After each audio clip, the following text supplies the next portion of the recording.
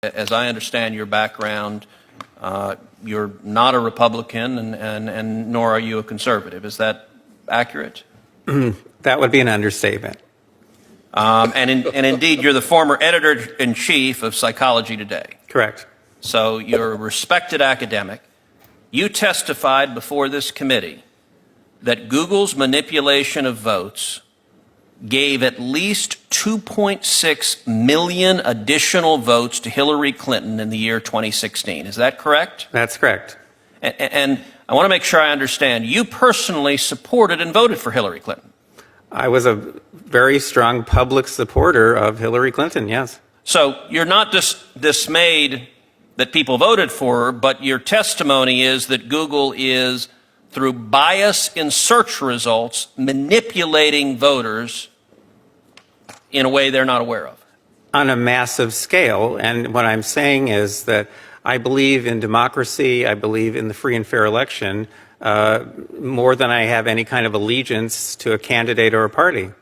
And looking forward, if I understood your testimony correctly, you said in subsequent elections, Google and Facebook and Twitter and big text manipulation could manipulate as many as 15 million votes in a subsequent election? In 2020, if all these companies are supporting the same candidate, there are 15 million votes on the line that can be shifted without people's knowledge and without leaving a paper trail for authorities to trace. Now, you described the Go Vote reminder, and you said it wasn't a public service announcement, but rather manipulation. Can you explain how? I'm not sure everyone followed the details of that. Well, sure. If on Election Day in 2016, if Mark Zuckerberg, for example, had chosen to send out a Go Vote reminder, say just to Democrats, and no one would have known if he had done this, that would have given that day an additional at least 450,000 votes to Democrats.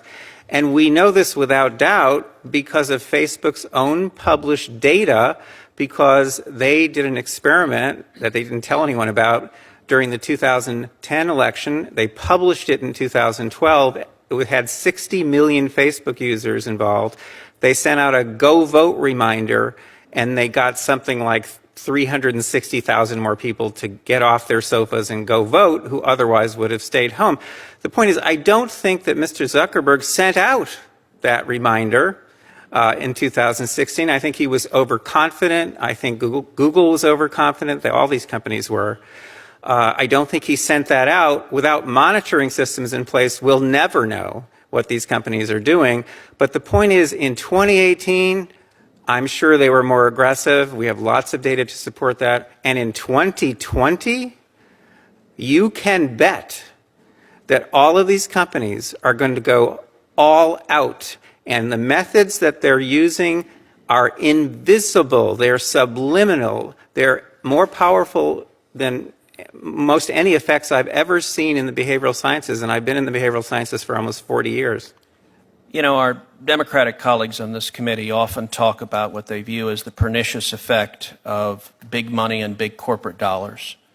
What you are testifying to is that a handful of Silicon Valley billionaires and giant corporations are able to spend millions of dollars, if not billions of dollars collectively, massively influencing the results of elections.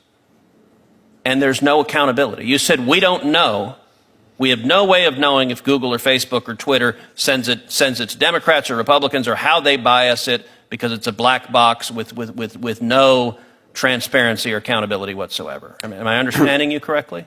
Senator, with respect, I must correct you. Please. If Mark Zuckerberg chooses to send out a Go Vote reminder just to Democrats on Election Day, that doesn't cost him a dime.